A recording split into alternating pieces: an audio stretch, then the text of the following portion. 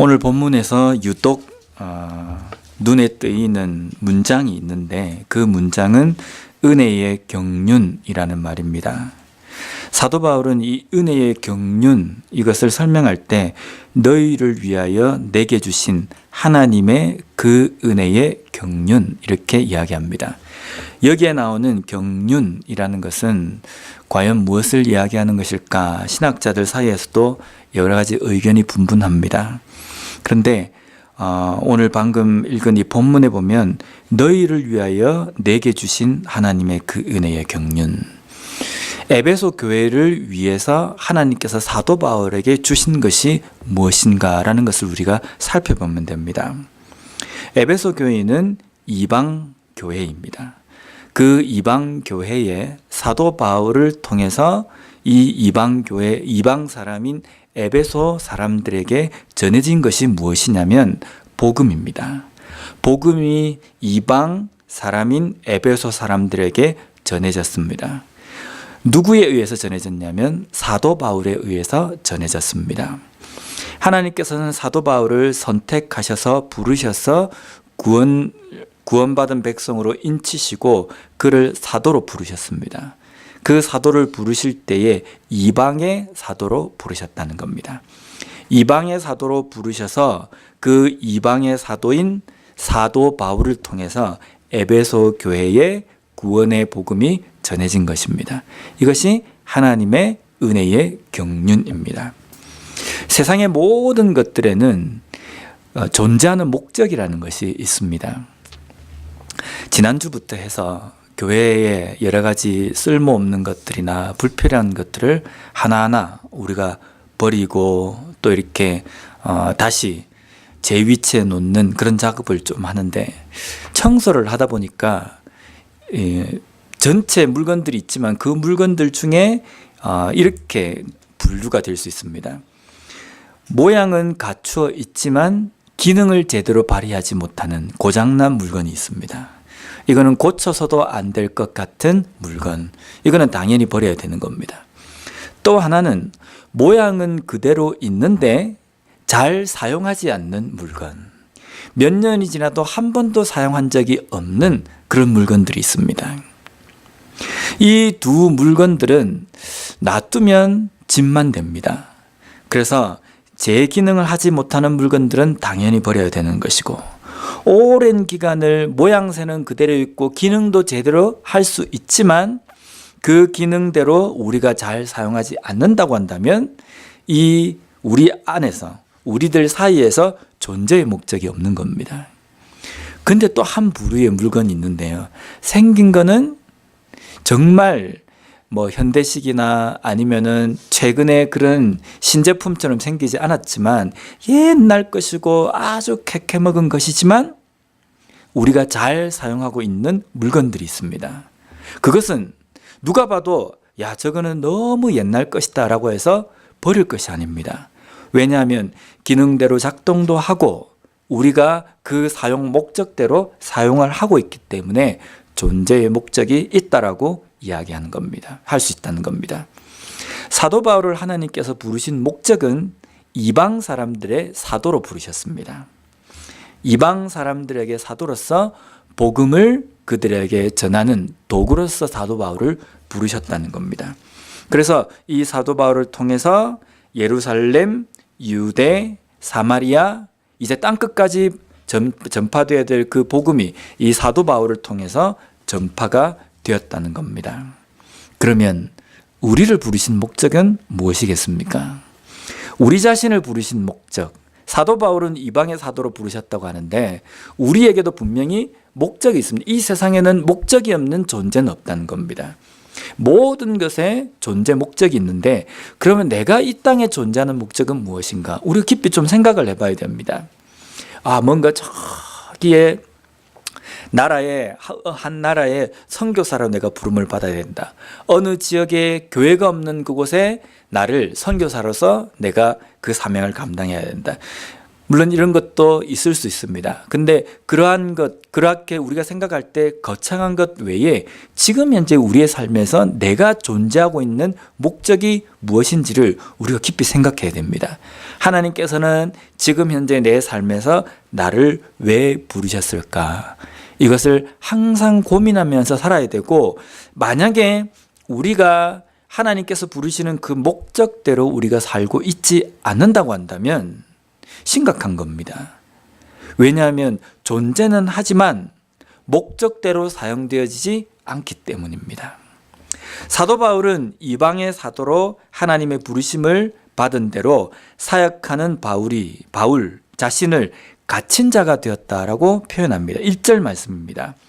이러므로 그리스도 예수의 일로 너희 이방인을 위하여 갇힌 자 된 나 바울이 말하거니와.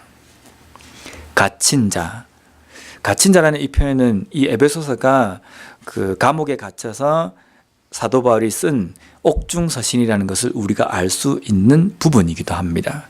그런데 지금 사도 바울이 어떤 상태냐면요, 이방의 사도로서 부름을 받아서 복음을 증거하는 사도로서 살다가 갇혔다는 겁니다. 하나님께서 창조하신 목적, 부르신 그 목적대로 살다가 갇혔다는 겁니다. 목적대로 열심히 살다가 그가 갇혀버렸습니다. 사도 바울이 갇힌 이유는 이방 사람들에게 복음을 전하다가 그렇게 된 겁니다. 사도 바울이 지금 현재 그의 상황은 갇혔지만 이 갇힌 사도 바울을 통해서 죄로 인해서 갇혔던 이방 사람들에게 무엇이 전해졌냐면요, 복음이 전해졌습니다. 죄로 갇혀있던 이방 사람들이 예수 그리스도로 인하여서 죄로부터 해방되는 그 구원의 복음을 받게 된 겁니다. 그래서 사도 바울이 갇힘으로 인해서 에베소 교회의 여러 교회들은 그 갇힌, 죄에 갇힌 자로서 해방을 받게 되었다는 겁니다. 예수님께서 이 땅에 오셔가지고 우리를 위해서 죽으셨습니다. 예수님께서 죽으셨지만 예수님의 그 죽으심으로 인하여서 우리에게 일어난 것은 죽음에 있던 우리가 새로운 생명을 얻게 되었다는 겁니다. 한 사람 예수 그리스도를 통해서 모든 인류가 구원받은 영생을 선물로 받게 되었다는 겁니다. 한 사람 갇힌 사도 바울을 통해서 수많은 이방 사람들이 예수 그리스도의 복음을 받고 그 죄에서 해방을 얻을 수 있는 놀라운 그 은혜를 목격하고 그 은혜를 받게 되었다는 겁니다. 또 한 사람이 있습니다. 그 사람은 누구냐면 아담입니다. 아담 한 사람의 불순종으로 인하여서, 아담이 불순종한 것은요, 내가 좀 자유를 맛보고 내가 좀 더 높은 자리에 올라가고 하나님처럼 뭔가 지혜롭고 눈이 밝아지는 그것을 위해서 아담이 선택한 그 하나로 인하여서 어떻게 되어버립니까? 전 인류가 죄 가운데 태어나게 된다는 겁니다. 한 사람의 순종으로 말미암아 수많은 사람들이 영생을 얻는 복음을 접할 수 있었던 경우도 있지만, 한 사람의 불순종으로 말미암아 전 인류가 죄 가운데 죄의 노예로 되어버리는 일도 있다는 겁니다. 그러면 우리는 어떻습니까? 나 자신 한 사람을 통해서 하나님의 목적대로 내가 산다고 한다면 나 한 사람을 통해서 주변에 있는 수많은 사람들에게 복음이 전해져야 되는 겁니다. 한 사람인 내가 하나님의 말씀에 불순종함으로 인하여서 주변에 있는 사람들이 하나님의 그 말씀, 그 자유의 복음을 듣지 못하고 여전히 죄 가운데 거하게 된다는 겁니다. 한 사람, 우리 자신이 한 사람입니다. 한 사람이 별로 그렇게 영향력이 없고 힘이 없다라고 생각하지만 하나님께서는 우리 한 사람을 하나님의 귀한 목적대로, 하나님의 놀라운 그 구원의 경륜, 그것으로 우리를 부르셨다는 겁니다. 그 부르신 그 하나님의 부르심에는 후회하심도 없고 불완전함도 없습니다. 그래서 우리를 통해서 그 위대한 일을 하시려고 하는데 문제는 우리가 그렇게 살지 않고 있다는 겁니다. 하나님께서 나를 왜 부르셨을까? 이걸 좀 깊이 생각하고 이것을 위해서 내가 어떻게 살 것인지 이것을 좀 고민해야 하는데 이것을 우리가 고민하지 않고 살아가고 있다는 겁니다. 한 사람인 나 자신이 아무 일도 하지 않고 그냥 앉아 있다고 한다면 어떻게 보면은 아무 일도 진짜 일어나지 않습니다. 근데 우리 한 사람 한 사람을 소중하게 생각하시는 하나님께서는 우리 한 사람을 통해서 역사하실 하나님의 그 계획들을 이루시기 위해서 우리를 부르셨다는 겁니다.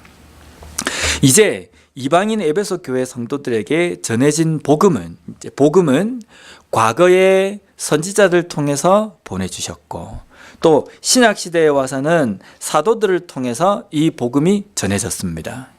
그 사도들을 통해서 이방 사람인 이 에베소 교인들에게 복음이 전해졌습니다. 이 전해진 것으로 인하여서 이제 에베소 교회 사람들은 이제 어떻게 해야 되는가? 옛날에 우리 한국에 선교사님들이 들어와 가지고 복음을 전하셨습니다.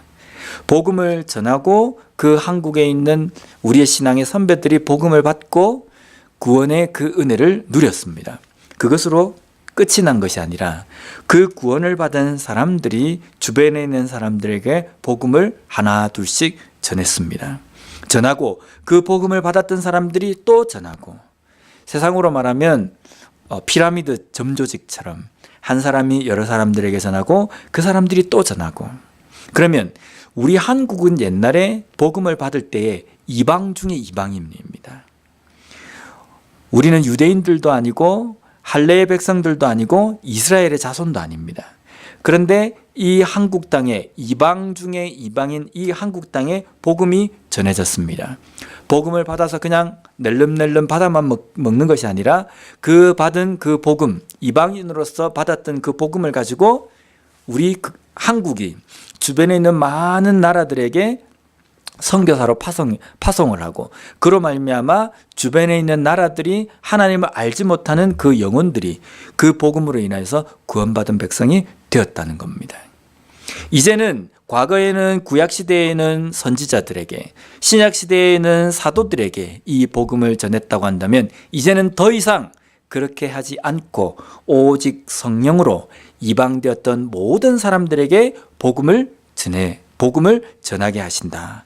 복음이 전해지도록 하신다라는 겁니다. 이제는 직접적으로 선지자나 사도들을 통해서 전해지는 것이 아니라 직접적으로 우리에게 전해주십니다. 왜 그렇게 전해주시냐면 받은 그 복음을 가지고 다른 사람들에게 전하게 하기 위해서. 그래서 우리 자신은 이방인의 사도라고 이야기할 수 있습니다. 우리가 이방인으로서 복음을 받은 사람이지만 그 받은 사람으로서 이방인의 사도로 또 부름을 받았다는 겁니다.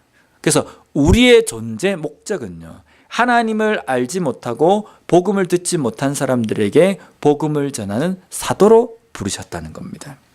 이것이 우리의 존재 목적이라는 겁니다.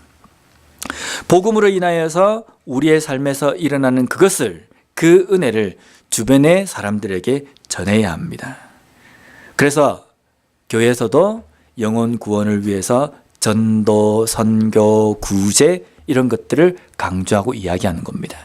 근데 복음 증거, 이게 요즘 와서는 교회 안에서 너무 오염이 되어버렸어요.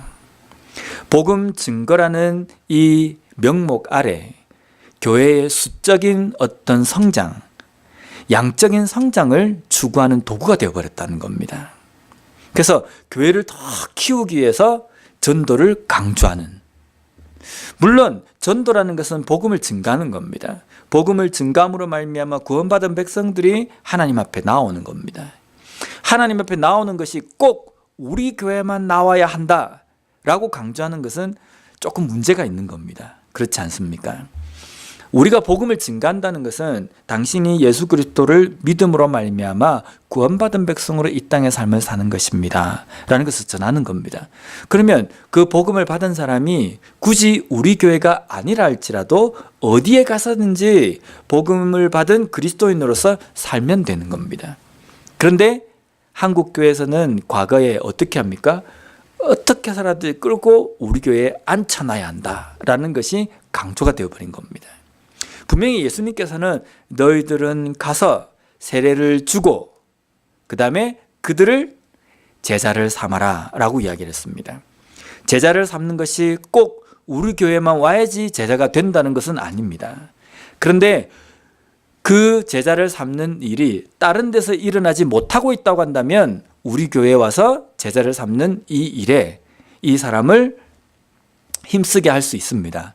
그렇다고 한다면 우리 교회가 하나님의 말씀을 전하는 이방의 사도로서의 그 목적을 감당하기 위해서는요, 준비되어 게 뭐냐면 사람이 왔을 때에, 하나님께서 영혼을 보내주셨을 때에 그 사람을 제자로 삼을 만큼의 준비가 되어 있는가라는 겁니다.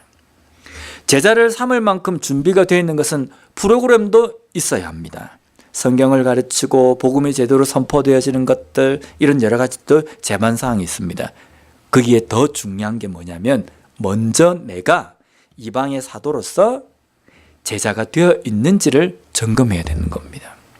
나는 전혀 거기에 대해서 준비가 되어 있지 않다고 한다면 하나님께서 우리 교회에 영혼을 보내주셔도 그 사람을 세례주고 그리고 하나님을 믿는 그 백성으로서 제자로서 만들 수 있는 능력이 없는 겁니다. 그러면 숫자적으로 불어난다 할지라도 이것은 단순하게 그냥 덩치만 커지는 것이지 하나님께서 교회에 원하시는 목적대로 우리가 감당하는 것이 아니라는 겁니다. 그래서 우리가 하나님께서 우리 교회를 세우신 그 목적대로 살아가기 위해서는 우리 교회에 주신 사명이 무엇인지를 깨달아야 하는데, 그 사명은 오늘 사도 바울에게 주신 그 사명처럼 이방의 사도로 부르셔서 이제 그 복음을 받은 그 우리가 또 다른 이방의 사도로서 복음을 증거하고, 복음을 증거한다는 그 가운데에는 예수님께서 말씀하신 것처럼 제자를 삼는 것까지 이루는 겁니다. 그래서 그 제자를 삼기 위해서는 우리 각자 한 사람 한 사람이 제자가 되어야 되고, 그 제자를 삼을 그 준비가 되어 있는 교회가 되어야 된다는 겁니다. 사도 바울은 이 일을 위해서 부름을 받은 사람이고 사도입니다. 그런 자신을 사도 바울은 이렇게 말하고 있습니다. 8절 말씀입니다. 모든 성도 중에 지극히 작은 자보다 더 작은 나에게 이 은혜를 주신 것은 측량할 수 없는 그리스도의 풍성함을 이방인에게 전하게 하시고, 여기 보면 사도 바울이 자신을요, 모든 성도 중에 지극히 작은 자보다 더 작은 나에게 이렇게 표현합니다. 사실 사도 바울은 작은 자가 아닙니다. 큰 자입니다. 배우기도 많이 배우고요. 만약에 은혜로 따진다고 한다면 다메섹 도상에서 직접 다이렉트로 예수님을 만난 사람입니다. 그리고 수많은 그리스도인들이 있지만 그 중에서 사도로서 부름을 받은 사람입니다. 위대하다고 한다고 한다면 우리가 보통 이야기할 때 이 사도 바울을 위대한 사도다라고 이렇게 표현하지 않습니까? 근데 사도 바울이 8절 말씀처럼 성도 중에 지극히 작은 자보다 더 작다라고 이 표현하는 것이 단순하게 우리가 생각하는 어떤 겸손이라고 생각하는데 그렇지 않습니다. 지금 사도 바울은 지극히 작은 자보다 더 작은 나라고 표현하는 것은 사람에게 이야기하는 것이 아닙니다. 하나님 앞에서 내가 그 누구보다도 작은 사람입니다 라는 표현입니다. 왜냐하면 바로 뒤에 나와 있는 그 표현 때문에 그렇습니다. 더 작은 나에게 이 은혜를 주신 것은 측량할 수 없는 그리스도의 풍성함을 이방인에게 전하게 하시고, 내가 지극히 작은 자보다 더 작고 표도나지 않는 연약한 존재임에도 불구하고 나에게 측량할 수 없는 풍성함이 있다라고 이야기합니다. 그것이 뭐냐면 그리스도의 풍성함입니다. 그리스도의 풍성함이 뭡니까? 성령의 강력한 역사하심, 그리고 복음으로 인하여서 우리에게 주어진 그 풍성한 구원의 은혜, 이것입니다. 하나님 앞에서 우리가 우리 자신을 제대로 볼 때에는요, 사도 바울처럼 이런 고백을 할 수밖에 없습니다. 지극히 작은 자보다 더 작은 나에게. 하나님 앞에 설 때는 그렇게밖에 못 느끼지 않습니까? 어떻게 하나님 앞에 섰는데, 하나님, 제가 학벌도 있고요, 제가 이런 것도 갖추고 있고 저런 것도 갖추고 있습니다, 제가 조금 능력이 있는 사람입니다, 이렇게 말할 수 있는 사람은 감이 없어야 되는 겁니다. 하나님 앞에 설 때에는 하나님의 그 위대하심 때문에 내가 얼마나 연약한 존재인지 깨달을 수밖에 없다는 겁니다. 하나님 앞에서 내가 지극히 작고 미천하고 연약한 존재임을 깨닫는 그 순간 하나님의 위대한 힘과 역사하심이 시작되는 그 첫 출발점이 된다는 겁니다. 교만으로 가득 차 있고 뭔가 할 수 있다는 생각을 가지고 있는 그 상태에서는요, 하나님의 강력하고 하나님의 능력 있는 풍성하신 그 역사심을 도무지 경험할 수도 없고 목격할 수도 없다는 겁니다. 왜냐하면 내가 잘났기 때문입니다. 우리 교회가 이런 교회가 되기 위해서는 하나님 앞에 우리 교회는 작은 교회입니다 라는 고백이 필요합니다. 근데 이 작다라는 표현이 다른 수백 명이 모이는 그 교회에 비해서 우리 교회가 너무 작다, 그렇지 않습니다. 하나님께서는 분명히 우리에게 이야기하셨잖아요. 두세 사람이 모인 곳에 그곳에 내가 너와 함께 그들과 함께 하겠다. 하나님께서 함께 하신다라고 하면 문제는 끝났습니다. 왜냐하면 하나님은 세상의 그 어떠한 것보다 강력하시고 위대하신 분이시기 때문에 한 사람을 통해서도 전 인류를 변화시킬 수 있는 겁니다. 숫자가 문제가 아닙니다. 아무리 몇백 명이, 몇천 명이, 몇만 명이 운집해 있다 할지라도 하나님이 없는 곳에는 그 어떠한 힘도 나타나지 않습니다. 하나님이 역사하시는 그 역사하심은 어디서부터 시작이 되냐면, 우리 교회가 뭔가 가졌다, 우리 교회가 뭔가 할 수 있는 것 같다, 이렇게 생각할 때는 절대로 경험할 수 없다는 겁니다. 우리 교회가 하나님의 위대하신 그 능력 앞에 설 때에 우리 교회는 지극히 미천하고 작은 교회입니다 라는 고백을 할 수밖에 없다는 겁니다. 수천 명이 모이는 교회랄지라도 하나님 앞에 기도할 때는요, 하나님, 우리 교회가 하나님의 그 위대하신 능력 앞에서는 미천한 교회입니다, 이 고백이 되어야 됩니다. 근데 오늘날 교회들은 무슨 생각을 하냐면요, 교회에 건물이 좀 있고 아주 잘 지어졌고, 한국 같은 경우 크게 잘 지어져 가지고 그 지역에 랜드마크처럼 세워져 있고, 그리고 교회에 돌아가는 프로그램들이 쫙 짜여져 있고, 교육자도 즐비해 있고, 재정도 빵빵하고, 뭔가 그런 사회적인 어떤 위치에서도 그 교회 이름이 아주 잘 알려져서 브랜드 네임이 좀 높아져 있는 이 교회, 그럴 때 그 교회 성도들이나 대부분의 사람들은 그런 생각을 합니다. 아, 우리 교회가 무슨 일이든지 할 수 있다, 이 생각을 하는 겁니다. 그건 뭘 믿고 일을 하는 겁니까? 하나님의 위대하신 능력과 권능을 믿는 것이 아니라 자신들이 가지고 있는 재정과 자신들이 가지고 있는 어떤 소유하고 있는 것들, 이런 것들을 믿기 때문에 자기들이 뭔가를 할 수 있다고 생각하거든요. 근데 하나님의 일은 그렇지 않다는 겁니다. 물론 큰 교회에서 그러한 많은 재정이 있음으로 인해서 위대한 일을 할 수 있는 건 맞습니다. 그 큰 교회를 할지라도 하나님 앞에 우리 교회가 작은 교회라는 그 겸손함이 있을 때에 하나님께서는 그 재정도 사용하신다는 겁니다.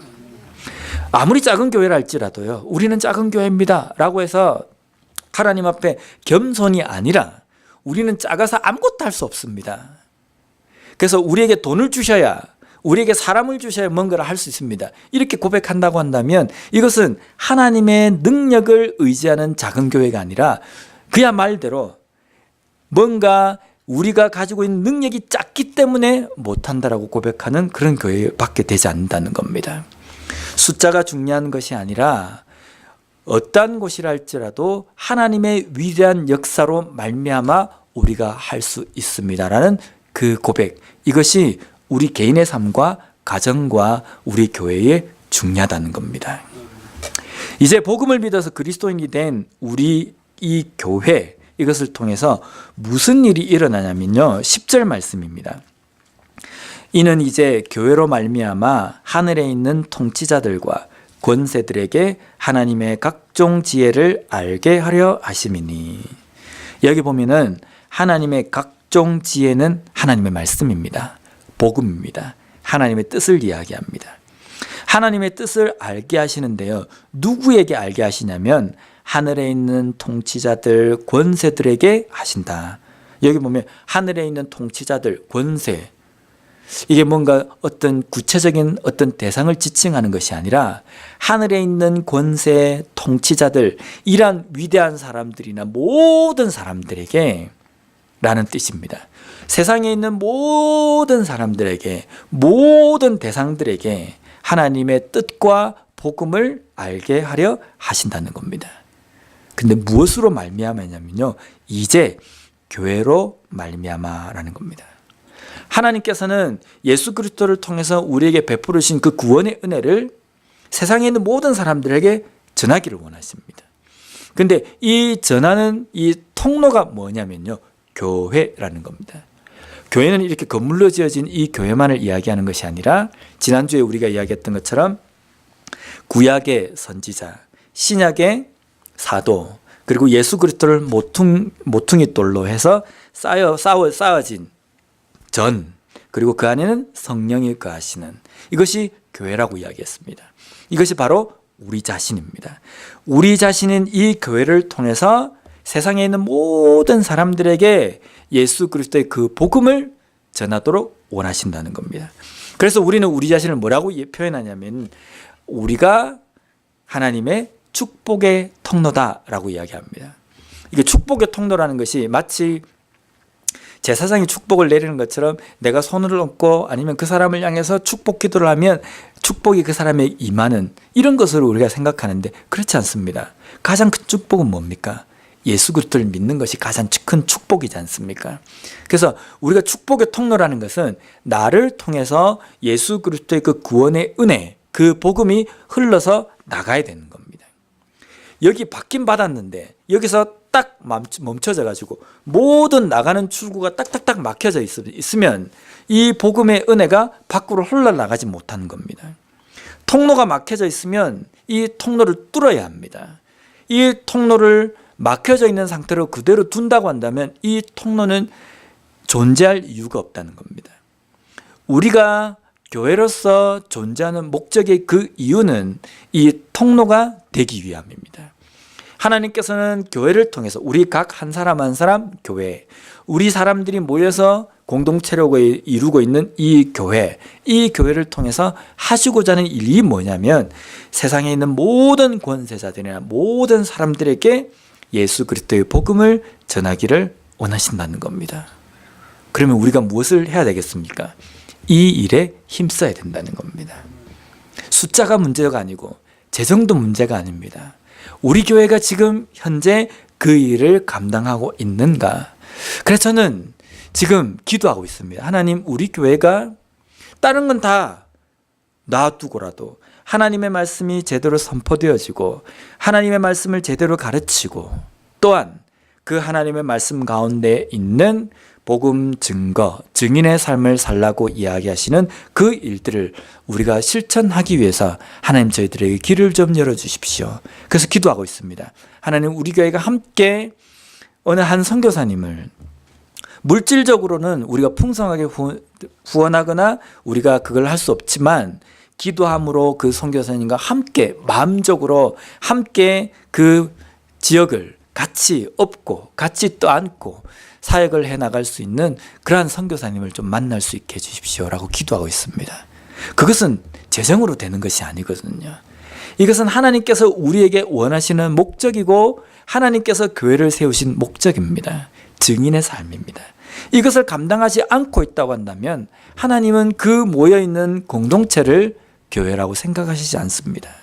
그 일을 감당하고 있지 않다고 한다면 성도라고 우리를 보시지 않는다는 겁니다.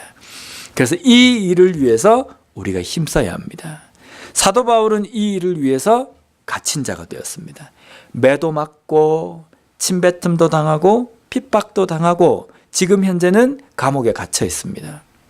왜 사도 바울이 이런 일을 했습니까? 예수 그리스도의 제자로서의 삶을 걸어가고 있기 때문입니다. 예수님도 수많은 사람들에게 생명을 주시기 위해서 그 고난의 길을 가셨지 않습니까? 채찍에 맞고 침뱉음도 당하고 모욕도 당했습니다. 그 길을 사도 바울은 자기의 십자가를 지고 쫓은 겁니다. 우리는 어떻습니까? 어쩌면 우리는 우리의 삶을 보면 너무나도 몸을 사리는 것 같아요. 어떻게 하면 내가 좀 피해를 덜 볼 것인가? 어떻게 하면 내가 좀 고생을 하지 않을 것인가? 오늘날 살아가는 현대 그리스도인들이 좀 그렇지 않습니까? 조금 교회에 힘든 일이 있으면 이것이 하나님께서 우리에게 주시는 어떤 과제이고 우리에게 주신 일이라고 생각하고 그 길을 쫓는 것이 아니라 쉬운 길을 선택합니다. 넓은 길을 선택해버린다는 겁니다. 근데 예수님께서 우리에게 말씀하시긴 좁은 길이거든요. 그 좁은 길은 예수님께서 가신 그 길입니다. 마태복음 5장에 보면 8복이 나옵니다. 그 중에 마지막에 있는 복이 뭡니까? 의를 위하여 핍박받은 자는 복이 있나니. 그 복이 있는 그 자에게 주시는 하나님의 복은 천국이 저의 것입니다. 하나님의 나라가 저의 것이다. 이 말 뜻은 뭐냐면 그 일을 하고 있는 성도가 성도의 삶 속에 하나님의 나라가 임한다는 겁니다. 그 일을 하고 있는 교회가 하나님의 나라가 임한 교회라는 겁니다. 그 하나님의 나라가 임해져 있는 성도 교회들이 영원한 그 하나님의 나라에 입성할 수 있다는 겁니다. 그러기 위해서 우리가 해야 될 것은 의를 위해서 핍박받는 자리에 기꺼이 가는 것입니다. 지금 현재 우리의 삶에서 하나님께서 원하시는 사도로서의 삶은 어떤 것이겠습니까? 물론 위대하고 거창하게 뭔가 남이 볼 때도 야 이거구나 라고 생각하는 그 길이 있을 수 있습니다. 근데 그게 아니라 지금부터 우리가 시작하면 되는 겁니다. 꼭 뭔가 성경험을 거둬서 선교사님에게 갖다 줘야만이 그게 선교가 아니거든요. 우리가 생각하고 내가 알고 있는 그 선교사님을 위해서 매일 기도하고 그 선교사님의 필요를 하나님 채워주십시오라고 함께 기도함으로 그 사에게 동참할 수 있는 겁니다. 하나님께서 우리에게 주변에 있는 사람들을 돌아보라고 구제하라고 말씀하셨습니다. 그 구제도 물론 우리가 물질적으로 도울 수도 있지만 그 물질적으로 돕는 것만이 다가 아니라 우리가 그 사람들을 위해서 그 영혼을 위해서 기도하는 것 필요하다는 겁니다. 우리 교회는 긴 시간 동안에 오는 교회 역사 가운데 많은 크고 작은 일들 때문에 상처받아서 신앙생활을 하고 있지 못하시는 분들이 있습니다. 그분들을 우리 교회로 끌어서 여기 앉혀놓는 것 이것만이 대수가 아니라 먼저는 우리가 그 영혼들을 위해서 기도해야 되는 겁니다. 그 영혼들을 위해서 기도할 때 우리가 기도하는 이유는 뭡니까? 하나님만이 하실 수 있습니다라는 고백이잖아요. 내가 할 수 있다고 한다면 그 사람을 데리고 억지로 끌고 여기 앉히면 누가 했다고 생각합니까? 내가 했다고 생각하거든요. 겉으로는 하나님께서 하셨다라고 고백하지만 마음속으로는 은근히 내가 가서 설득해서 저 사람이 여기 앉아있다라고 생각하는 겁니다. 근데 우리가 기도하는 것은 내 능력이 아니라 하나님의 능력으로 하시는 것이라는 고백이 있기 때문입니다. 그래서 그 일을 위해서 우리는 끊임없이 기도해야 됩니다. 기도가 최후의 방법이 아니라 최선의 방법이고 전부입니다. 그래서 우리가 이 구원의 그 은혜를 밖으로 흘러보내는 축복의 통로로서의 역할을 감당하기 위해서 우리의 이 관심과 우리의 이 기도가 필요한 대상이 무엇인지를 먼저 깨닫고 그들을 위해서 기도할 때 하나님께서는 길을 열어주신다고 믿습니다. 하나님, 지금은 우리가 선교사님에게 물질적으로 우리가 도울 수는 없지만 우리가 이것을 위해서 기도할 때 하나님께서는 우리 교회에게 어떻게 그 선교사님을 구체적으로 도울 수 있을지 길을 열어주실 것이고 그 길을 열어주시는 대로 우리가 헌신하기 위해서 우리에게 필요한 것도 하나님께서 채워주실 줄 믿습니다 라고 기도하는 그런 교회가 되었으면 좋겠습니다. 우리의 가정과 우리 개인의 삶 속에 또 우리 교회 가운데 이러한 은혜를 온전히 감당하고 실천할 수 있는 우리 모두가 되었으면 좋겠습니다. 기도하겠습니다.